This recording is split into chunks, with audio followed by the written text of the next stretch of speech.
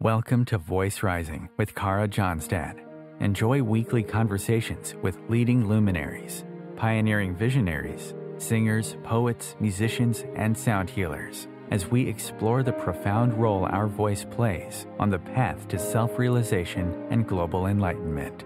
The internationally acclaimed singer, composer, author, healer, recording artist, voice expert, creator of Voice Your Essence, and founder of the School of Voice, Kara Johnstad uses her extraordinary spiritual gifts to empower others. Everything in this world vibrates. Everything has a frequency. A pioneer in the field of voice work and transformational songwriting. Her breakthrough methods are helping thousands of people worldwide fine-tune their body-mind-spirit system and unlock the energetic frequencies of limitless creativity, health, and abundance. Share your voice, ask your questions, join in the conversation. Receive life-changing, positive transformation and rise together to create a sound world. And here's your host, Kara Johnstad. Hello, everybody. Welcome to Voice Rising, where we explore the power of the human voice, the magic of music, and how together we can create a vibrant and sound world. And today I am very happy to welcome to the show author Mike Fiorito. Mike has recently released his new book, Mescalito Riding His White Horse, inspired by the musical adventures of Peter Rowan. And the book, it truly was inspired by interviews conducted with Peter Rowan, a legendary bluegrass musician who was more interested in the alchemical process of music than following the path of a rock star. Yet that being said, Peter is a Grammy Award winner, 6-time nominee, a member of the Bluegrass Music Hall of Fame. Sounds like a rock star to me. And as a singer-songwriter, his career spans over 6 decades. Sounds like an amazing rock star to me. In Mike Fiorito's new book, which we are going to talk about today, Mike takes readers on a journey through time, place, and identity, weaving together autobiography, visions, dreams, some imagined, and all very real. It is a fascinating journey of bluegrass, Buddhism, and beyond. Welcome, Mike Fiorito, to Voice Rising. Well, thank you so much, Kara. Thank you for having me. And I love the way you described the book, and that's you hit it right on the nail. Yeah. Good. If I had a hammer. So, so congratulations. 5-star reviews. I have been checking it out. 5-star reviews. It's a gem of a book. It's short, sweet, and very deep, actually. I think that is what is so prolific. It's enlightening, and it's a light read, and at the same time, it goes so deep that you feel like you want to give it to a very good friend. So how does it feel to have a new book out there? That's exactly the kind of thing that I wanted people to feel, and I'm thrilled. It was a very unconventional approach, Kara. So I interviewed Peter for a standard magazine interview, a musician interview article, and Peter is a fascinating person. He is interested in literature and philosophy and religion, science, of course, music, and the history of music, not just bluegrass. So when I had my initial interview with him, it really opened my mind. And I said to Peter, I'm seeing a bigger project here. Would you be open to more conversation? Yeah. I think we have a lot in common. I've written articles on Indigenous Americans, a topic he's very much interested in. I've written a lot about ecology, something he's also interested in. And I think it was spinning my imagination, and I just started writing.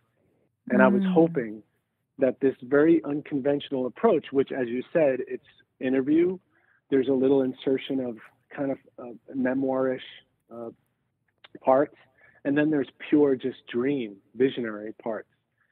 I was reading different religious texts and mythologies like the Bhagavad Gita, the Mahabharata, and just to sort of nourish as I'm writing and thinking through this project, I needed an epic religious text to be running through my bloodstream. Yeah. So exactly. if that encapsulates what you read. Yeah, it does. And the book is fascinating because you're exploring music history. I learned a lot, and I'm actually a musician and a singer-songwriter. Yeah. So I really did learn a lot about the very rich history of music, not only of bluegrass, but also of the kora and from Africa and different music genres. Then you explore climate change, then eco-activism, social activism, spirituality, right? Which Peter always, he's also covering these in some of his songs. And what is very impressive is what you said, that you're weaving together Asian philosophy and bluegrass music so seamlessly, which is a very wild journey. And some of your fans have compared this to the Carlos Castaneda and Don Juan books. So when did you start connecting the bluegrass, which is really roots of so many cultures that are coming into America? A lot of people just think, oh, it's one single genre, but you show in this book how rich bluegrass is, and then that connection to Buddhism or to Asian philosophy. Yeah. I think a couple of things occurred. One of them is that bluegrass has a rich history. You read in the book. Yes, it does come from, it is something that happened on American soil and could only have happened on American soil. There are roots in Appalachian music that go back to the British Isles. But of course, there were instruments that came from Europe, from other European countries, like mandolins, violins. There were different inputs.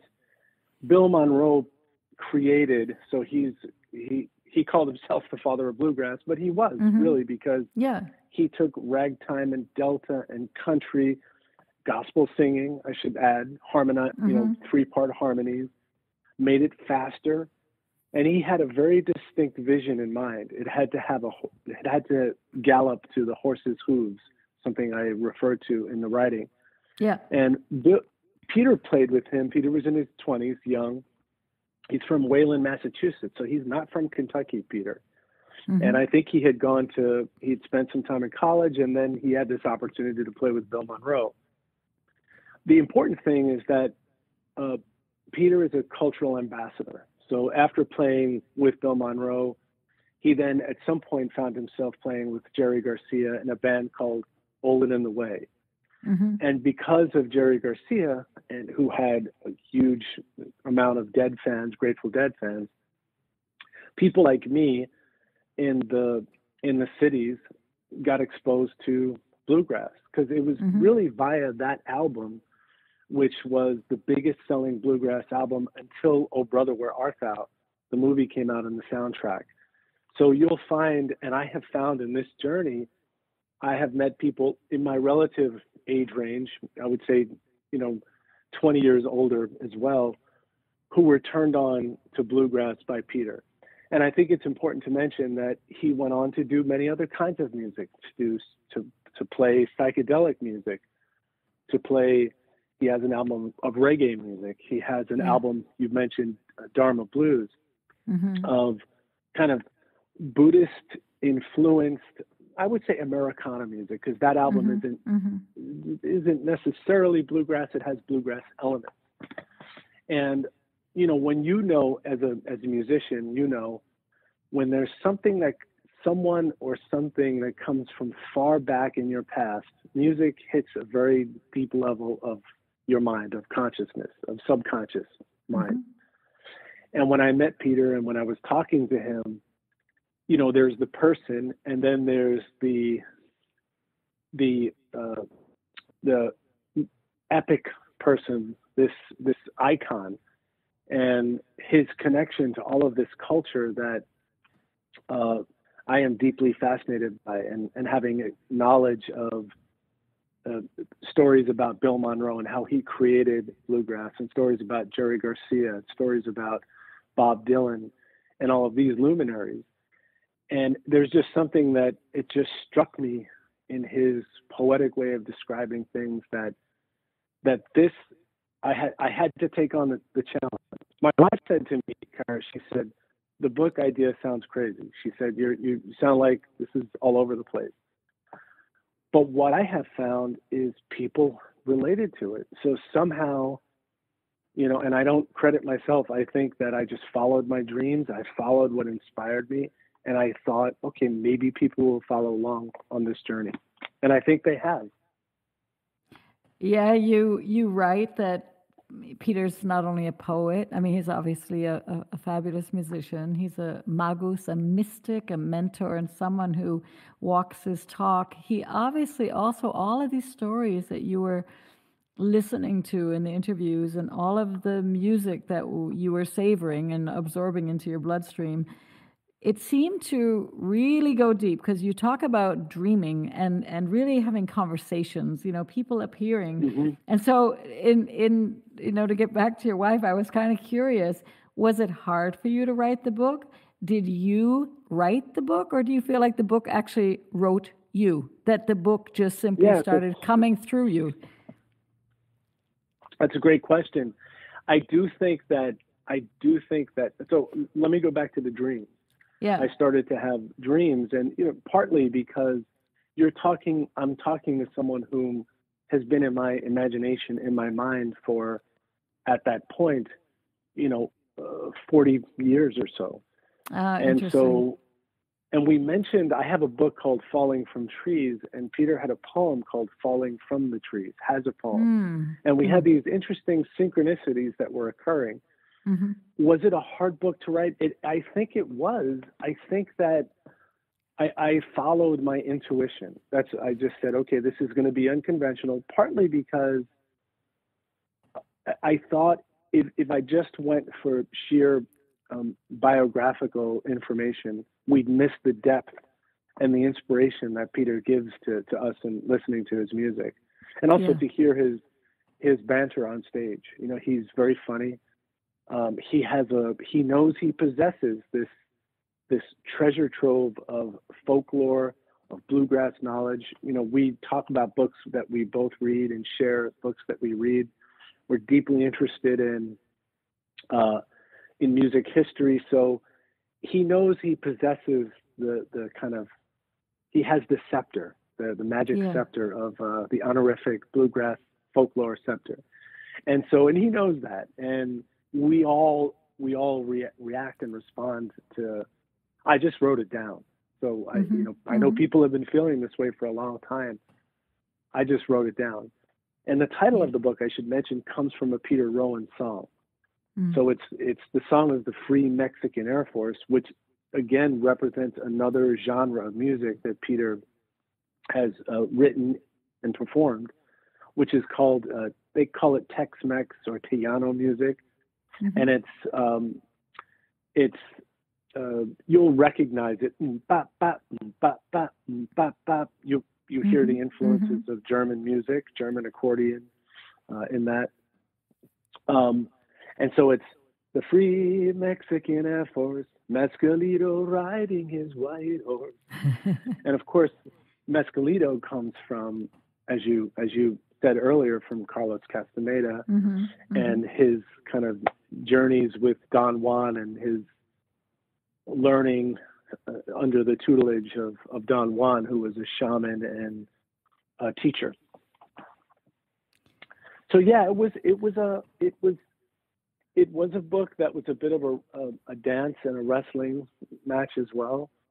And I do have people look at it. So along the way, I will, I've written a number of books, and I have people that, I'll show things to and say, well, what do you think? And it is helpful to have readers before you have something go out the door.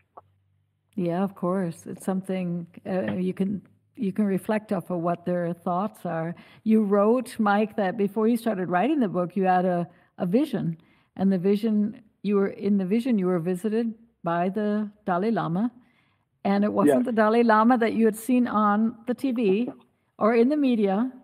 This one wore a crown of jewels, and he was enveloped in a dome of rainbows. And so talk about what that vision was revealing to you. You hadn't even started the book, as far as I know, and suddenly the Dalai Lama appears to you in a dream. Yeah, and so I had spoken to Peter, but I hadn't begun writing the book. And I've read the Dalai Lama's writings, which I like a lot. I think I think it's some of the most powerful writing on spirituality that I have ever read. And it's taken the knowledge of the Tibetan Buddhist knowledge and metaphysics, which can be very complicated to explain. And I think he's had people help him write those books. But this vision that I had, it also was inspired by something that I'd read. And it's this, where the Dalai Lama is speaking with me and saying, you know, your wife's wedding ring. Can you imagine, and this is very much a Buddhist meditation, can you imagine the constituent components that it's made from? Can you imagine the millions of years it took to create that diamond? Can you imagine the people who quarried it from the ground? Can you imagine the machines or devices they used to quarry it? And it's sort of going into the whole concept of emptiness.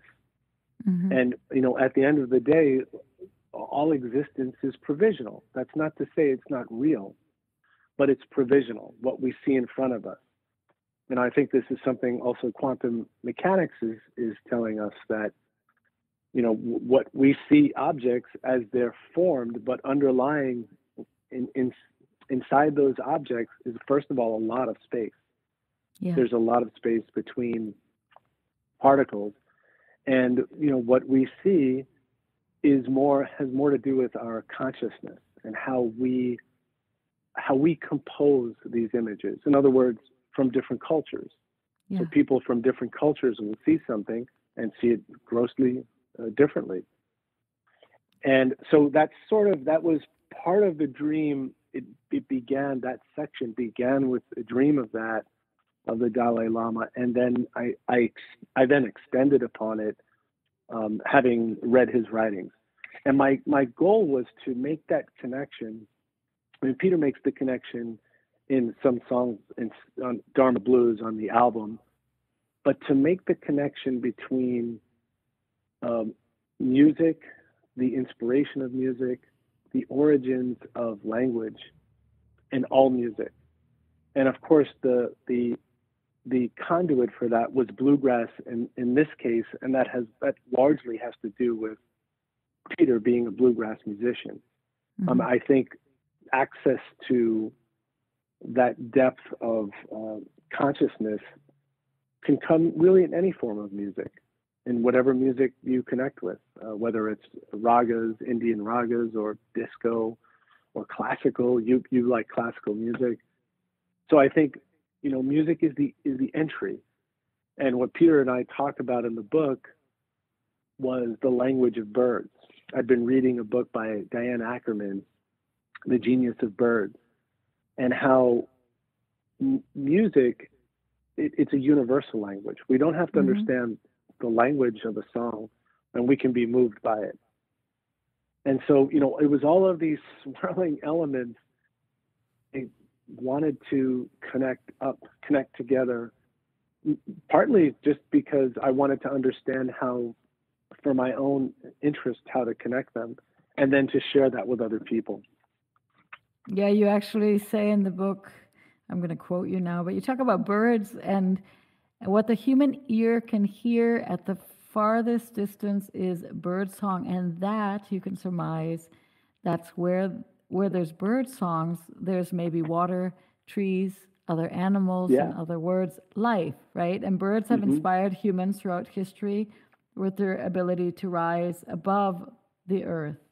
And they're seen as this connecting force. And I'm fascinated. I just read actually next week there's somebody on the show who has written down all the melody lines of birds. So I saw this book. It's like something like Conversation with Birds. It was, and the guy even looks like a bird almost. He's so in love with bird. It's so funny.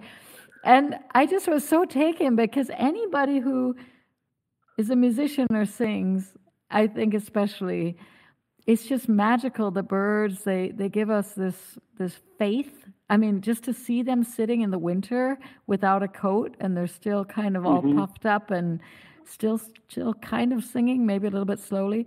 Yeah. But I heard somewhere, which I don't know if it's true. I just was reading this the other day, that when the birds migrate back to the north, it's not only the lengthening of the sun, but it's the sound of the bird song that awakens the flowers, that awakens the leaves. And I just thought that was so beautifully poetic, right? That I mean, it's... I believe it. It's just because music is so powerful. I was while we were on the Dalai Lama, you did include a beautiful quote that I love. And as we know, the Dalai Lama, he's getting older. And so it's always been the question, who's going to be his successor? And Thich Nhat Hanh said, this is in your book, and it's a quote that many people on the path know, "It is possible that the next Buddha will not take the form of an individual. The next Buddha may take the form of a community practicing understanding, loving kindness, a community practicing mindful living. This is the most important thing we can do for the survival of the earth." Now, to connect this back to your book and to bluegrass is bringing in all these cultures. What is your take on these? I mean, we were really missing it the last years when there were so many lockdowns, right? And we were not able to gather in concert. What happens when somebody like Peter, or there are many great musicians, stand, share stories, have storytelling, connect people with breath? They unify the heartbeat. They build these strong energy fields and communities. Do you think that this could really be the quantum jump, that we just need more and more excellent live music? Like, we could imagine that this... Yes. I mean, I'm just totally like, could we just start walking down the street and sing while we're getting our coffee, or start joining together in the park and sing and chant instead of making it even in a concert hall? Can we just bring it back to the porch, right? Can we just bring it back to... I love the idea. I do. And I think I sing when I'm happy. And nice. I think, you think about the events of our lives, the most important events, they have music accompaniment, weddings, funerals, revolutions. I mean, music is very moving and connective. And we can be in a big stadium with a band playing, and there's something that coheres. There's something that connects us. And that's what I'm talking about. And yes, you're right. I do think there's a next level experience of human existence, and that somehow I believe music is very much a part of that. And that's why I know I spun this big alchemical web of ecology, music, Buddhist metaphysics, indigenous metaphysics, and connecting them all together. And that was very intentional. So I do think there's a path to...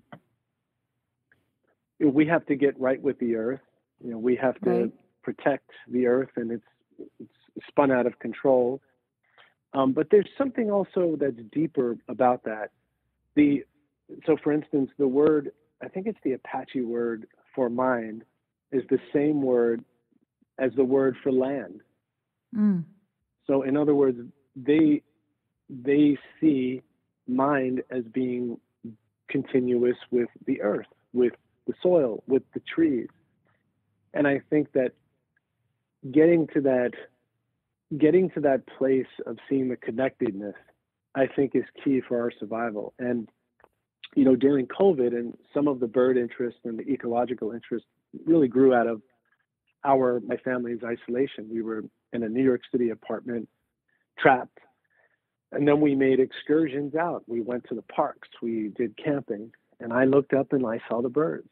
Mm-hmm. And I listened, and I saw the intelligence of ants, the intelligence of birds, and the many ways that they demonstrate that, and the connectedness of birds and trees and the environment. And I do feel that there's some key, and I've written about it before in different ways, but there's some key that music opens doors, and music is part of our spiritual toolkit, in fact. And maybe a returning, right? I think we had so many rituals and so many beautiful community things. And during that lockdown, we did not see birds falling from the trees or in lockdown in their nests. You know, we did not see the ants running away. They continued. That was for me an amazing thing, to go out here in Berlin and to see. You can almost see that they were coming closer to the earth, because everything was quieter. The traffic slowed. Everything, the whole noise stopped, and we saw animals actually coming out more because they felt, in a way, safer without all the traffic going on. Because there was a lot of days when in Berlin there was a complete lockdown. There were no subways, no buses, no cars. And you could only go out like if you had the dog, or, you know, it's like you had to really get almost like permission here. So it's, you know, it was really bad in Italy too, right? I had friends, they could only go out for half an hour to go to the grocery store, and that was it, right? So Mike, let's take a very short break, and then we'll be back with more and talk more about your incredible book. Well, great. Thank you so much. You're welcome.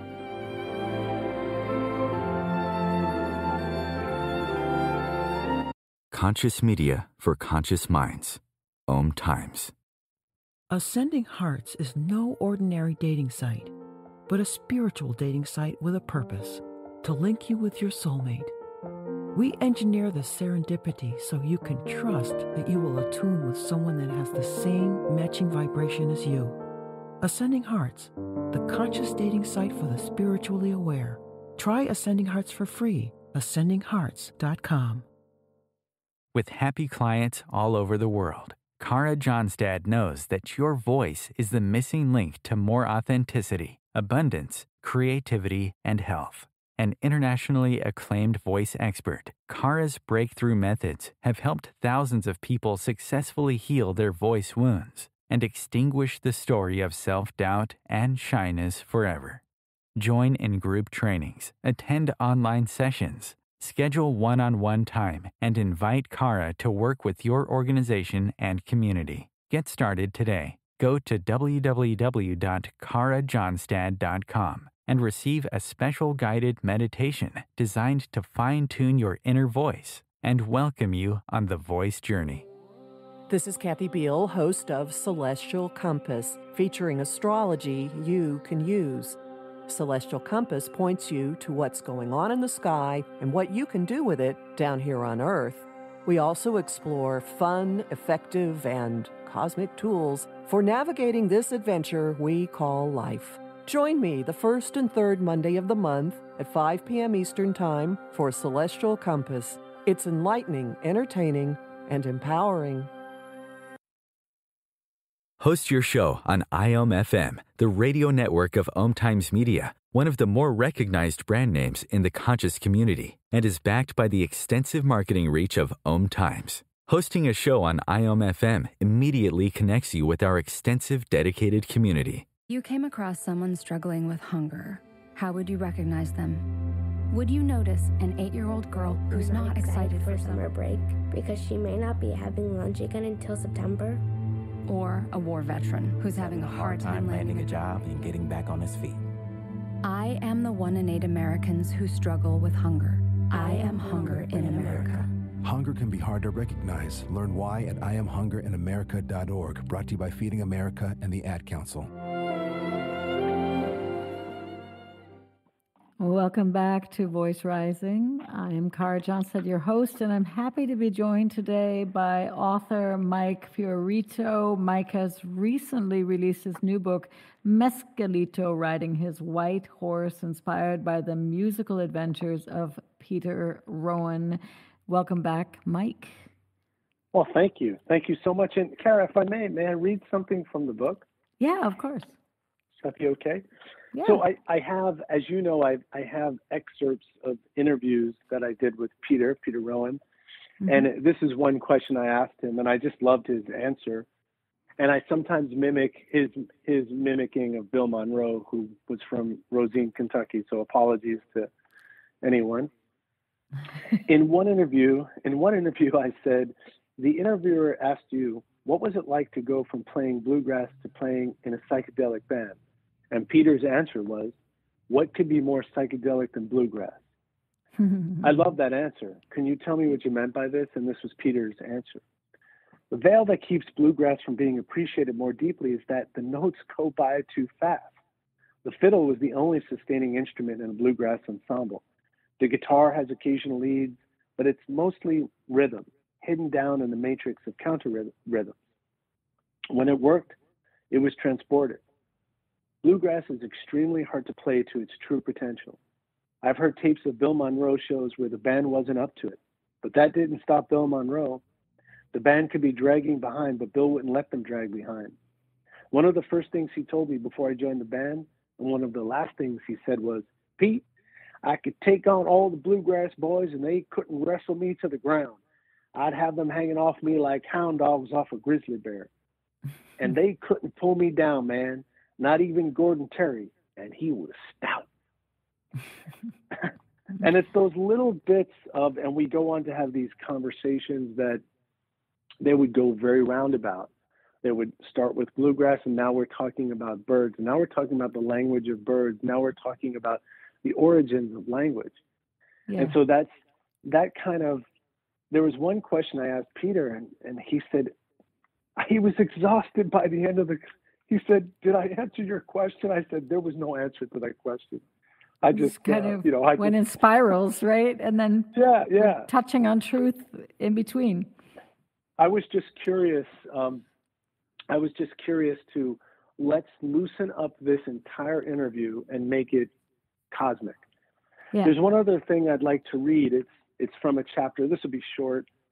And I used, as I mentioned, Peter's lyrics in the text of the book, which was, I was allowed to do this by him and his music publisher.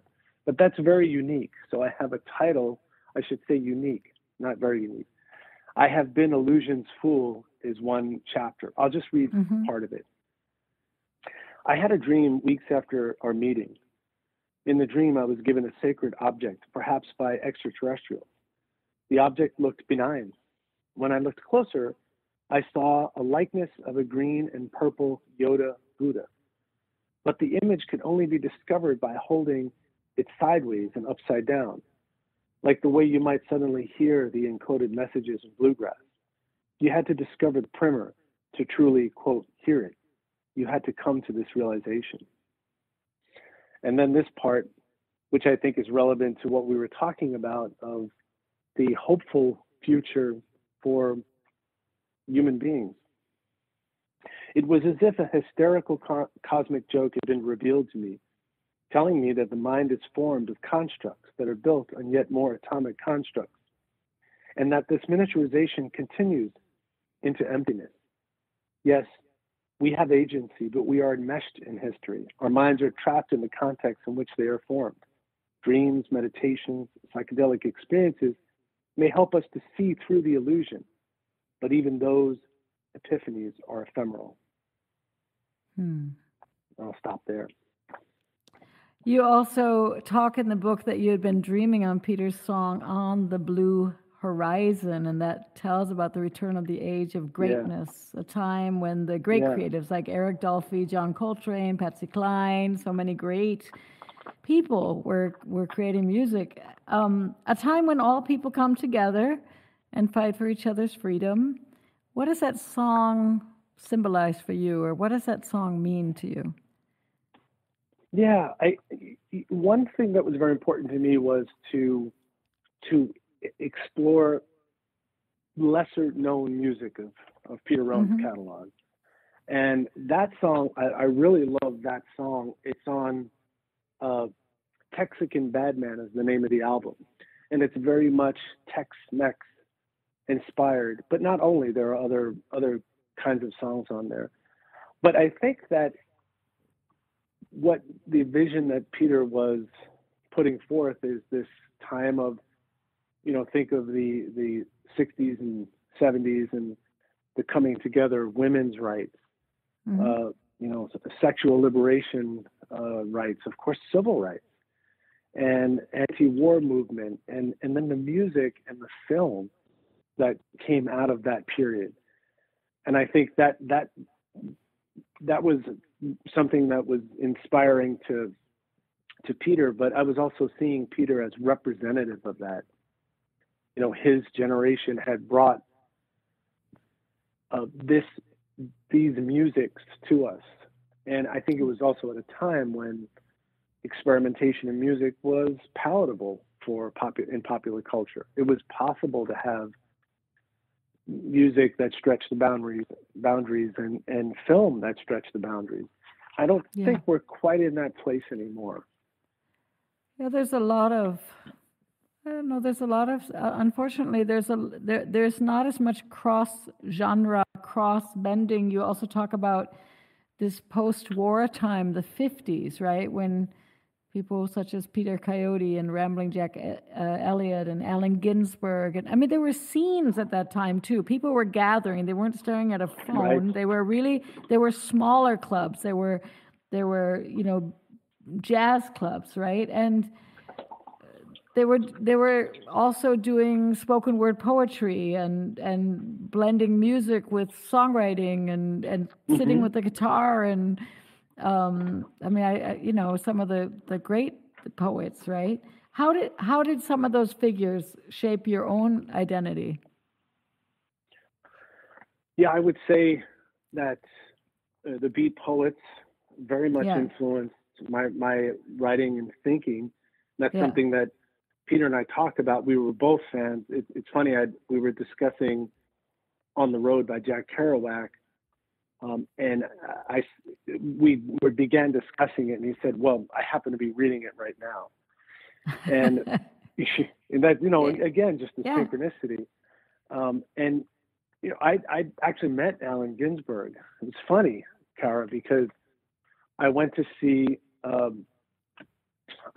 Leroy Jones read at the St. Mark's Church in the East Village. Nice. And I saw Allen Ginsberg up there. Amiri Baraka, as he's also known, Leroy Jones. And as I'm exiting the theater, I'm in line now with Allen Ginsberg. He's the guy on the right, and I'm the guy on the left. Mm-hmm. I had to say something to him, but it couldn't be. I had to say something, so I said, "You're Joe DiMaggio, right?" And he looked at me. He kind of got the joke, and he said, "Yes, and I'm signing baseballs after the show." So, but I would say so that as much as it was very male, beat writing, it was very male, and a lot of the writings, it's about men and their escapades and all this kind of stuff. It also was a journey to progress, to exploring. Jack Kerouac wrote Dharma Bums, which was very influential to me, to discovering and exploring Buddhism. And I also went out to California. I went to Berkeley and I studied writing and poetry, and we read the beat poets. So it was kind of interesting to be out there in California, in Berkeley, doing what they had done, Jack Kerouac, Allen Ginsberg, and kind of moving out west, and having that experience as part of my literary discovery, both as a reader and a consumer of literature, and as someone aspiring to write. So and I traveled across country when I was about 22 with a friend who had turned me on to Allen Ginsberg. She'd given me, when I was about 16, my first copy of Howl. So that the exploratory nature of the writing, the spirituality of the writing, were very influential. I don't think I write like a beat. At the end of the day, I don't think I write like a beat, but it's like, as a musician, if you play piano in the 20th century, there's no way you were not influenced by Thelonious Monk. It's in the zeitgeist. It's something that's a part of our language. Yeah. So I grabbed this line from your book. I thought this was one of those lines that you just have to put on your refrigerator with a little Post-it and then just contemplate it for just a few weeks, just while making your coffee. It ain't the why of the what. It's the where of the why. Let me repeat that. It ain't the why of the what, it's the where of the why. Let's just say this. Adherence to any code or faith is always going to be turned on by the words they associate with the feelings they have found about their belief. So now, Sharon, I have to repeat. It ain't you guys. You have to write this now. Write it down. Get a pen. Yeah. It ain't the why of the what. It's the where of the why. Okay. Pontificate. No. Yeah. Sharon. Yeah. Well, that's the kind of thing too that when Peter says those things, he's laughing, and there is truth to it, though. It's it's evasive, and you have to climb towards it. Context, where we are, things aren't. Kant had an expression in German, so you must speak German, right? Yeah. Ding ein sick. We don't experience the thing in itself. Ding ein, I don't know if I say it correctly. Ding einzeln? You mean the thing as itself? Ding einzig. Yeah, einzig. The thing in itself. What we experience is kind of like what I was referring to, this... with the ring.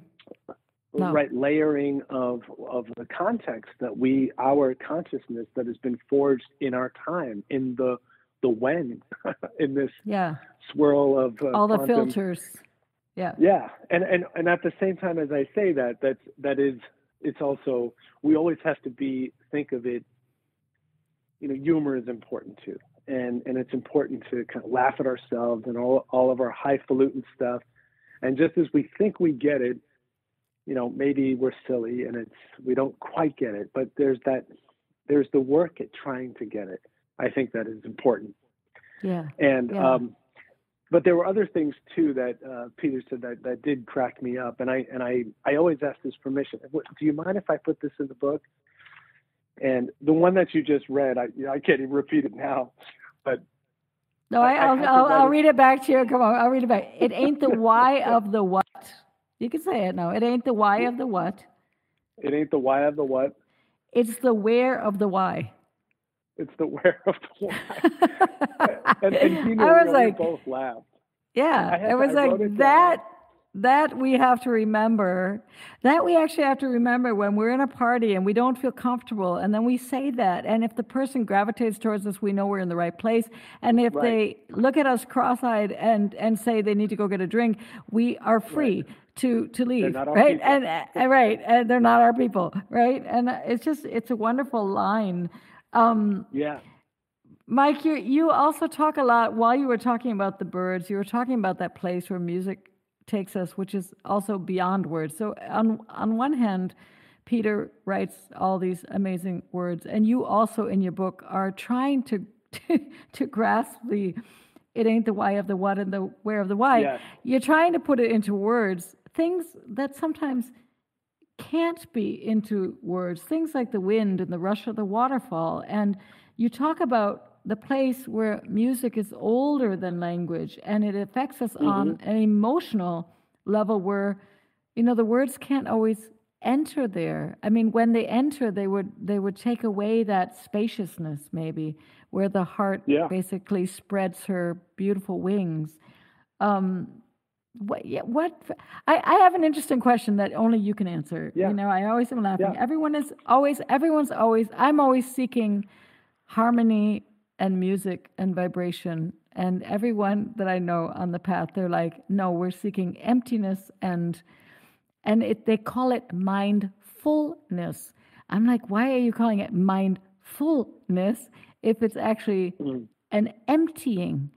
Because for me, when I'm feeling more empty, I do feel full of vibration, of beauty, of music, of frequencies, So what's your experience as someone who's been on the path for a while and is writing all these crazy books and meeting all these wonderful people? What's your take on that? it's a great question, and I do think that emptiness and fulfilling, or what was the word that you used? Emptiness and people say mindfulness, right? That we're going to go to meditation to experience mindfulness, and I'm like, that's interesting, because it's just interesting that we call it mindfulness, because you would think you'd call it the mind emptying. Everyone's talking about emptying of thoughts, right?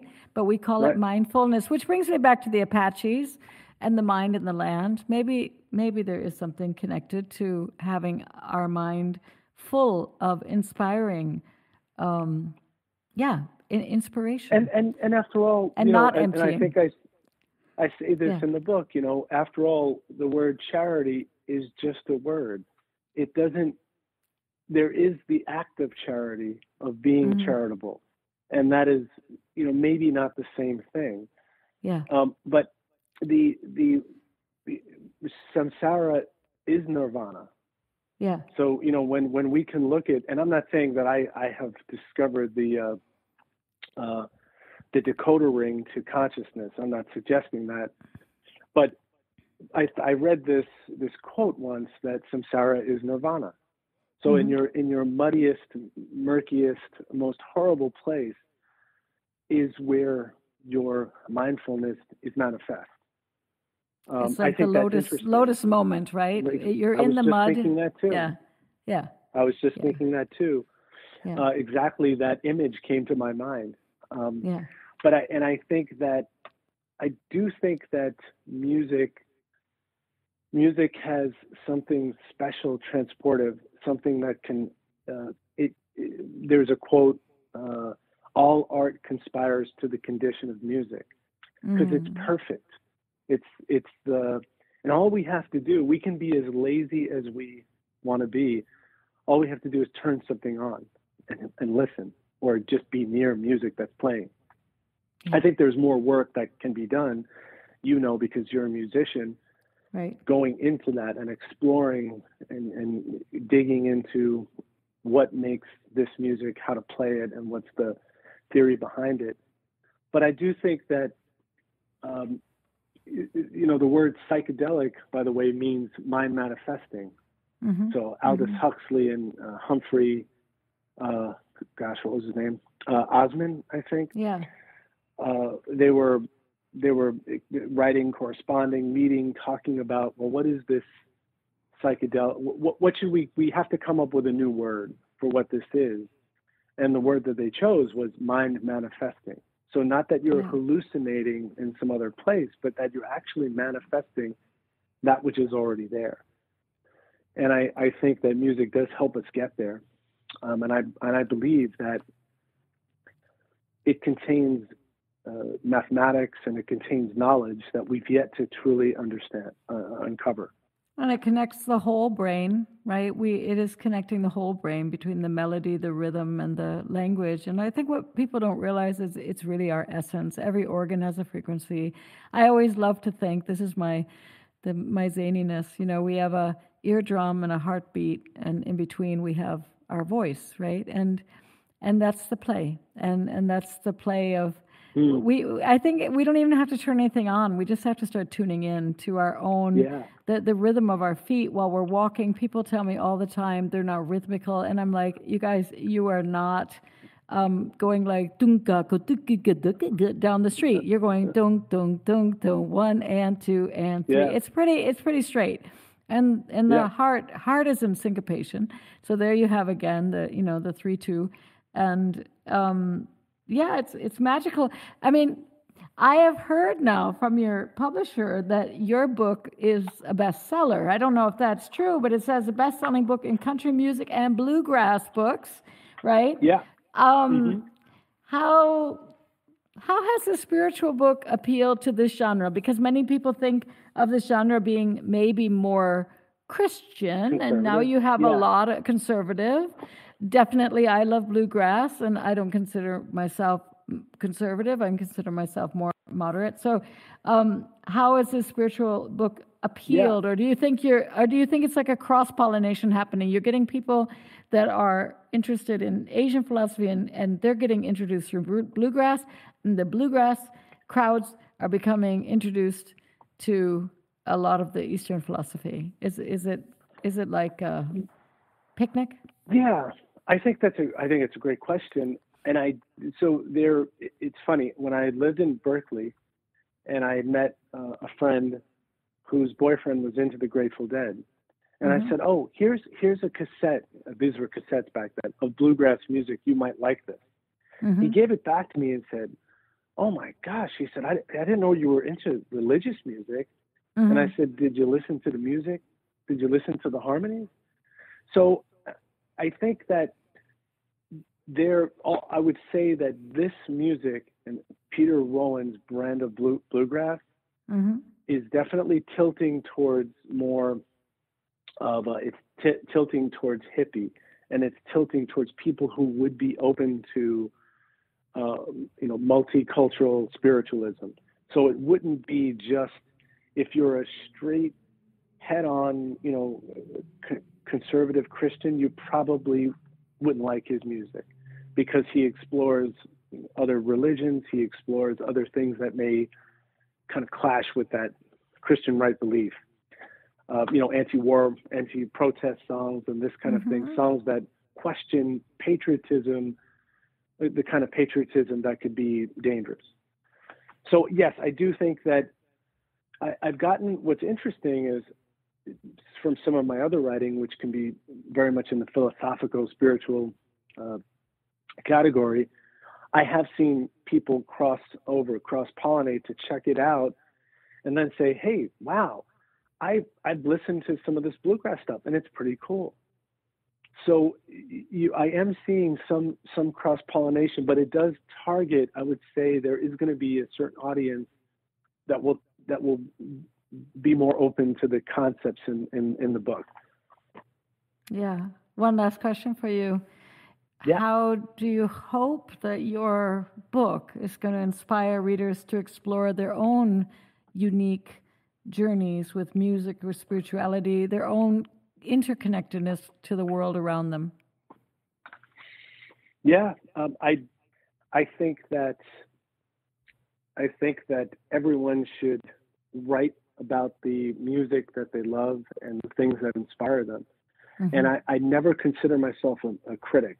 So I do interviews, I write articles. I'm not a music critic. I'm a music enthusiast. And my goal is to connect the things that I love in a piece, in a genre, in a work of music, to express that and to gift it to other people and say, maybe you have the same experience. So I think I would love to see more of that kind of positive reflection of how an art inspired you, and in a sense you're making art with that response. Yeah, exactly. I mean, you said it before too, like some people might not like it, some people will, but actually the goal is maybe to stay open. I think there is a moment in the book where it might even be that moment, but it's something about, I know this from gospel music, for example. I find gospel music incredibly transformational because even blues, right? You go in there, yes, and the thing is, what are we transforming? You go in there and you lay down your burdens. You go in there and you say, I'm going through this dark night. You go in there and say, I can't do this anymore. And suddenly you say, but and in some ways, for some people, it's very important to say there's Jesus. But for other people, they could just as well say, there's a river, or there are the stars, or there's my best friend, or there's my mother, or there's somebody, and somebody's going to give you that hand. And then suddenly you feel this amazing transformation, and then the lift of the tempo, and it's just it's the energetics behind the music. And when I was listening to bluegrass last week, it is true, it goes so fast that you sometimes don't even catch all the lyrics. And suddenly it was really lovely to be able to, think about all those lyrics, because I wasn't catching them all, I have to say, and it was really a great gift to have your book and to have it in my hands. And so for everybody out there, go and get a copy and enjoy. It's really a great read, and me as a musician, I learned a lot and I was very inspired. So thank you, Mike, for being with us today. Yeah. Yeah, thank you. It's been and such a pleasure to talk to someone who knows music, and we connected on that basis very much, and I really appreciate that. So thank you so much, and thank you for having me on the show. You're welcome, and much success, right? Much success with this new book. All right, bye-bye. And you the same. Thank you. Yeah. Bye-bye.